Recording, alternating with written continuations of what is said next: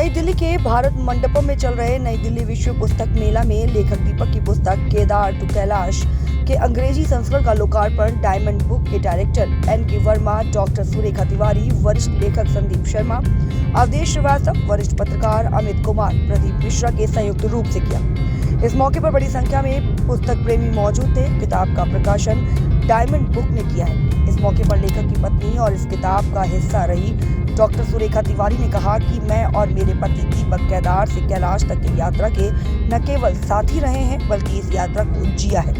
हम इन ज्योतिर्लिंग में खुद गए हैं। जिस समय हम लोगों ने यात्रा की थी उस समय सुविधा बहुत कम थी। हमने कैलाश मानसरोवर की यात्रा के यादगार पल को देखा है जो अपने आप में अलौकिक अनुभव है।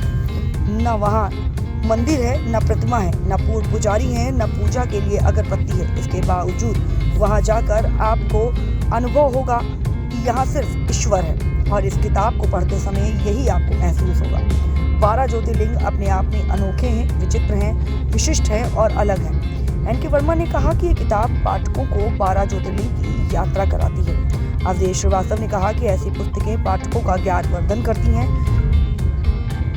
और आज के युवाओं को जो केदार से कैलाश की यात्रा किए हैं या फिर किसी ज्योतिर्लिंग के दर्शन नहीं किए हैं वो इस पुस्तक को पढ़ते हुए यात्रा करता हुआ महसूस करेंगे। केदार से कैलाश तक दीपक जी का एक यात्रा विवरण है।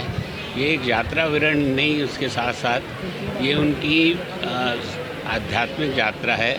केदारनाथ से लेकर ज्योतिर्लिंगों को करते हुए उन्होंने कैसे कैलाश पर पहुँचे और ये एक सुखद आश्चर्य है कि उनको ये यात्रा विवरण ना कह के एक ऐसा संस्मरण कहते हैं, ऐसी यादगार कहते हैं जिसको आज की नई पीढ़ी पढ़ेगी तो उनका मन करेगा कि वो इस यात्रा पे निकले।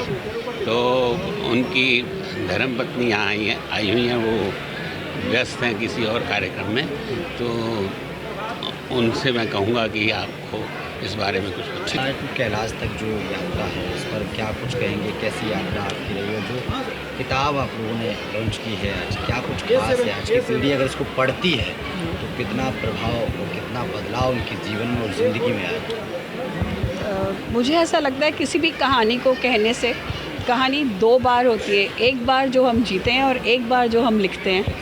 ये कहानी मैंने और दीपक ने दोनों ने जी है। हम इकट्ठे इन सब जगहों पे गए।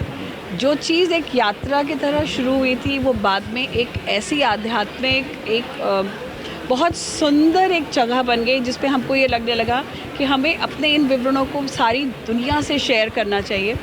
लेकिन एक इंग्लिश में कहावत है पैकेजिंग मैटर्स, इसलिए इसको एक आध्यात्म को ना देकर, एक ट्रैवलॉग ना देकर इसको एक कहानी का रूप दिया गया जिसके अंदर प्यार भी है।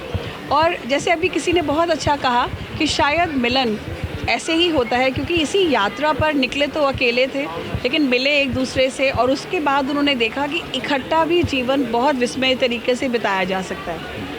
सबसे अद्भुत जगह कैलाश है। ना मंदिर, ना पुजारी, ना पूजा, ना अगरबत्ती, कुछ नहीं, लेकिन आप वहाँ जाकर इस आश्चर्य को जिएंगे कि ईश्वर है। और शायद ये पूरा का पूरा किताब का जो बेस है वो सिर्फ इस चीज़ में है कि हम हिंदुस्तान में रहते हैं और हम लोग जब कैलाश से लौट रहे थे तो सिर्फ एक चीज़ थी जो बार बार दिमाग में आ रही थी कि इतनी जटिल यात्रा को बुढ़ापे तक नहीं रखना चाहिए, तब जाना चाहिए जब सामर्थ्यवान हो। इसलिए इसको एक लव स्टोरी का रूप भी दिया गया ताकि लोगों का इंटरेस्ट बना रहे। लेकिन असली मकसद इसको लिखने का सिर्फ ये था कि इन जगहों पे ज़रूर जाना चाहिए।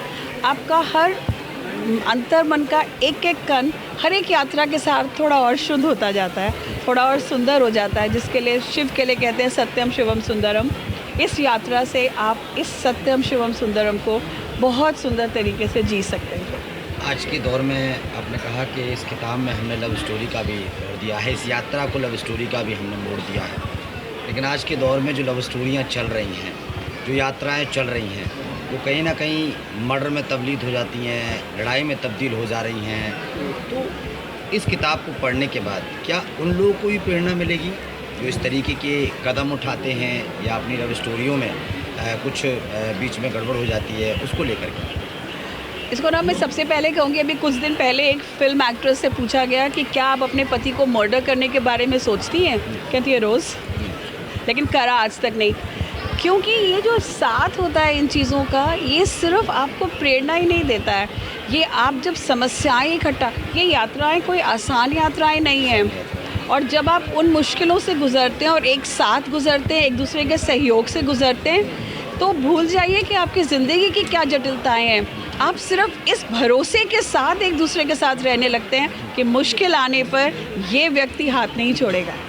लेकिन आपको यात्रा पे जाना पड़ेगा, और वही हम चाहते हैं कि सब जाएं और इसको सच में उस तरह से जिएं, तो शायद उनको अपने जीवन में बहुत सार्थकता और बहुत अच्छा साथ, दोनों चीज़ें मिलेंगी। एक अंतिम सवाल जी। इस यात्रा में ऐसा कौन सा वो दौर था जिसमें आप लोगों को समस्याएं हुई होंगी और दोनों ने उस समस्याओं को कैसे हैंडल किया?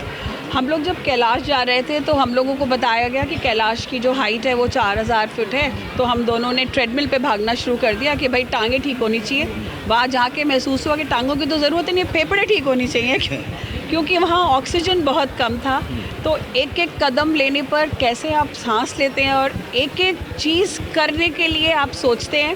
भूख लग रही है पेट में, लेकिन खाना लेने जाने के लिए 20 कदम चलने पड़ेंगे, तो आप सोचते हो थोड़ी देर और रुक सकता हूँ क्या पानी पीकर।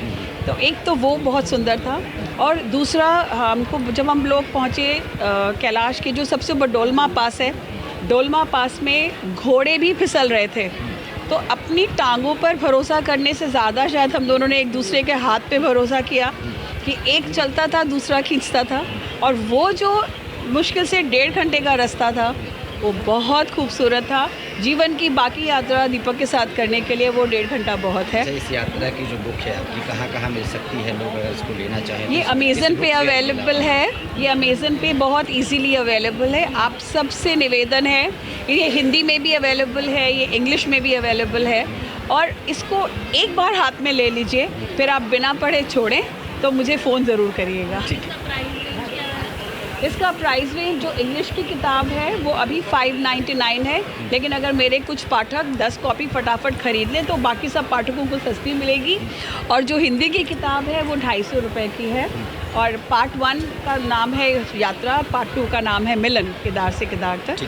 तो ज़रूर ख़रीदें, और सिर्फ इसलिए नहीं ख़रीदें क्योंकि हमने लिखी है, आप इसलिए ख़रीदिए क्योंकि आपके लिए ये अनुभव शायद बहुत सुंदर और इंस्पायरिंग होगा, और उस इंस्पिरेशन से आपकी ज़िंदगी रिच हो, यही सबसे प्रार्थना है। Thank you. देखिए, सबसे पहले तो मैं ये कहूँगा कि पूरी दुनिया में शिव आराध्य हैं। आप किसी भी संस्कृति में, किसी भी सभ्यता में, किसी भी देश में चले जाइए, आपको शिव किसी ना किसी रूप में वहाँ मिलेंगे। और चूँकि हम लोग देवभूमि में हैं, हिंदुस्तान जो है वो देवों की भूमि कहलाता है। मज़ेदार बात है कि सारे देवता यहीं पैदा हुए, यहीं उन्होंने काम किया और जन कल्याण के लिए काम किया। सबसे बड़ी बात यह है कि जितने भी हमारे त्रिदेव हैं, उन्होंने जन कल्याण के लिए काम किया, एक जीवन पद्धति दी। और इस पुस्तक में जो इन्होंने भ्रमण किया है वो वास्तव में काबिल तारीफ़ है। आज से 10 साल पहले जिस तरह की सुविधाएं आज हैं, पहले नहीं थी, और उस दौरान इन्होंने पैदल यात्रा की, कुछ गाड़ियों से की होगी, और उस अनुभव को इस किताब में इन्होंने उतारा है।